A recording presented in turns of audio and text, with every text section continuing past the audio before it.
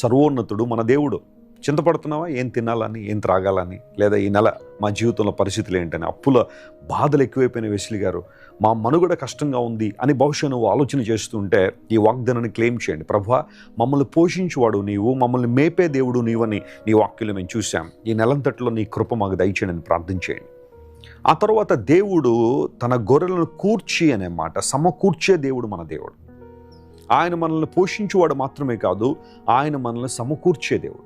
చెల్లా చెదురైపోయిన మన అనుభవాలను, చెల్లా చెదురైపోయిన మన జీవితాలను, మన ఆధ్యాత్మిక అనుభవాలను దేవుడు మరలా సమకూర్చే దేవుడు. చెదిరిపోయిన ఇశ్రాయేలును దేవుడు సమకూర్చి తనను మహిమపరిచే వారిగా దేవుడు స్థిరపరిచాడు.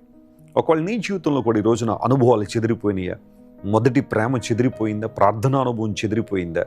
సాక్షి జీవితం చెదిరిపోయిందా? పరిశుద్ధమైన అనుభవాలు చెదిరిపోయినాయా?